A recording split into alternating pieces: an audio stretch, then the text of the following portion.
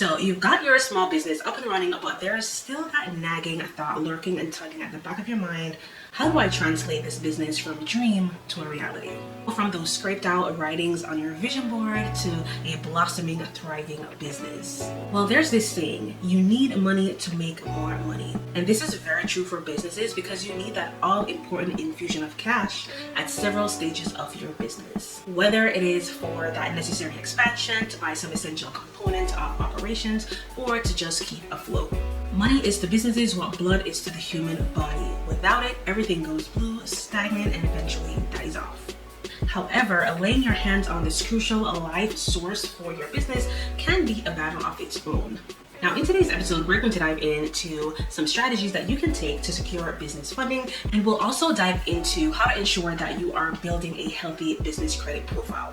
Hello, and wagwan, beautiful people. Shibivia here, and welcome back to my channel. If you are new here, thanks for stopping by and hitting that play button. On this channel, I share lifestyle, side hustle, and business gems that can help you improve the quality of your life and business. Now, let's get right into the episode.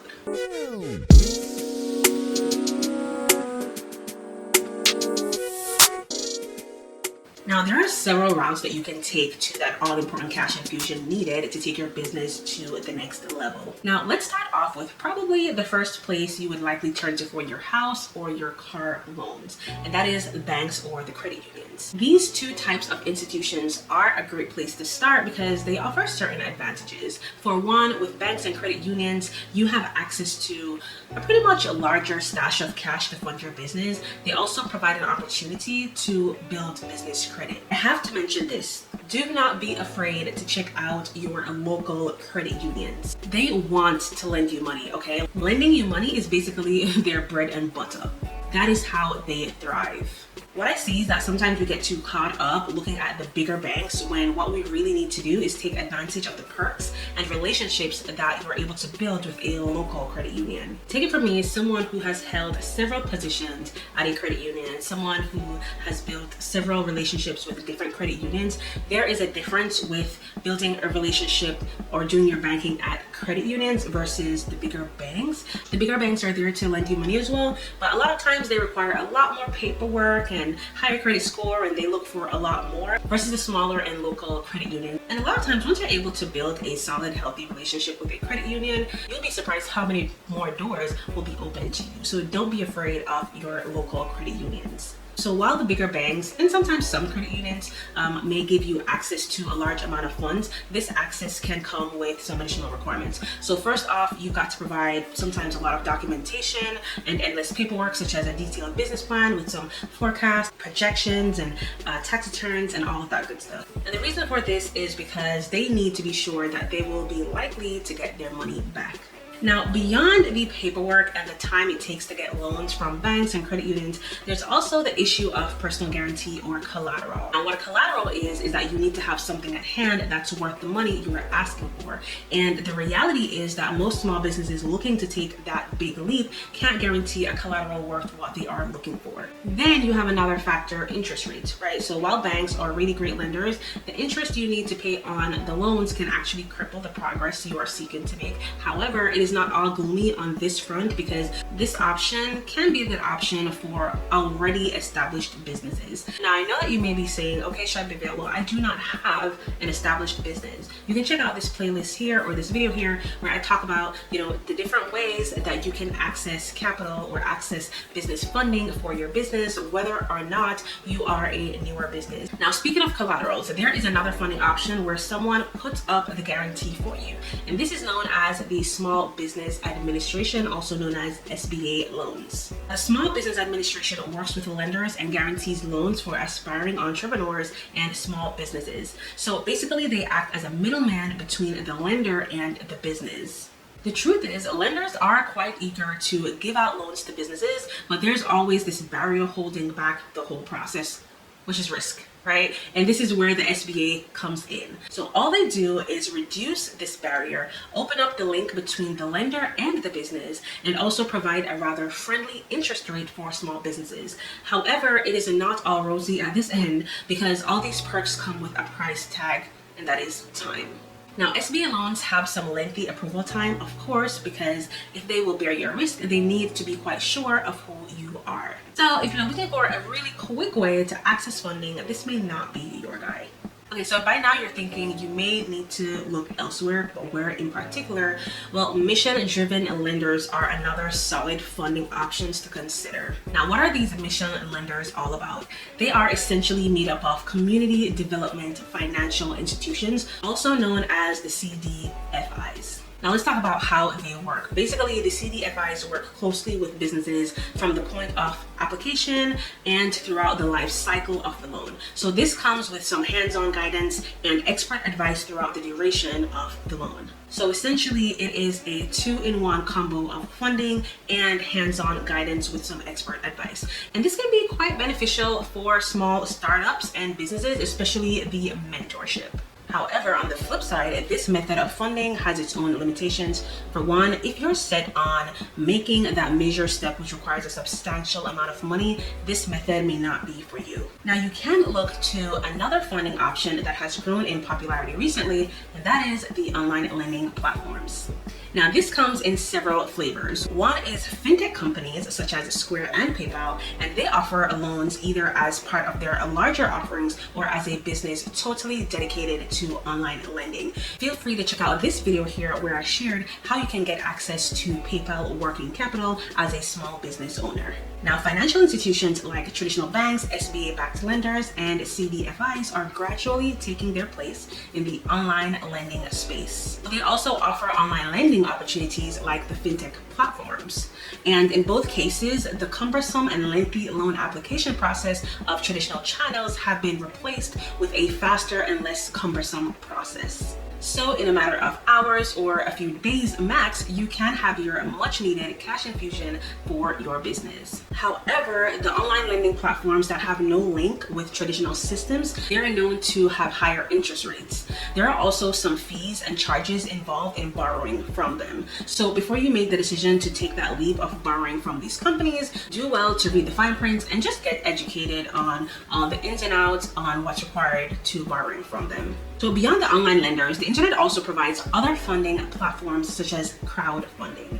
Now, what these platforms do is they provide a space where small businesses can pitch. So these platforms essentially link small businesses to investors through the internet. And what you do is you basically get to pitch your ideas to investors to secure funding for your business. Now, crowdfunding is a great idea to generate funds for your business because it attracts multiple investors to your business. However, it has its own restrictions, okay? Let's look at it this way. With a lot of people invested in the business, you cannot make certain decisions for the business without being on the same page with your investors. So they pretty much have a level of control over the business, and sometimes this can prove to be restrictive. Crowdfunding also opens your business up to a large number of people with funds. However, in this case, they are really not funding the business to own part of it. Crowdfunding participants make small donations to receive a gift from the business. And this can be anything from a branded merchandise to a customized gift.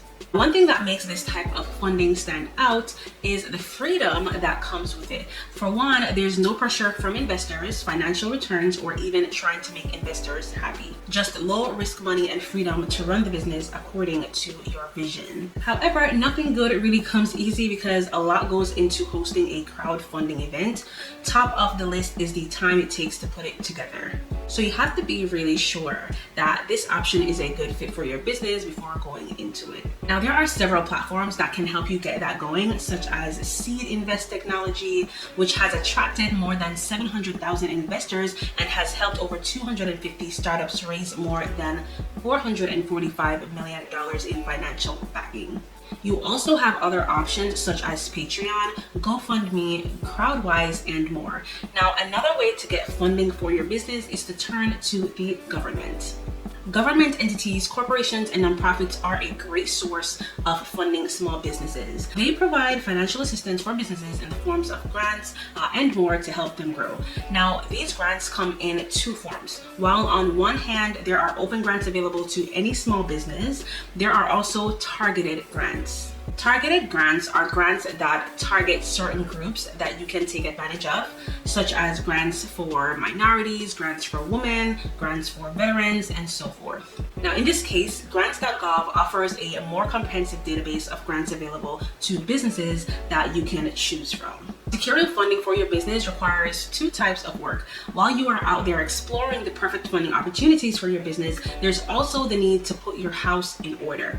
In simple terms, it's not all about chasing funding opportunities, but also doing your homework to make sure that the business is attractive to investors and also having a business that inspires confidence in lenders to extend that much needed cash inflow to dial things up a notch. It all starts with a robust and comprehensive business plan.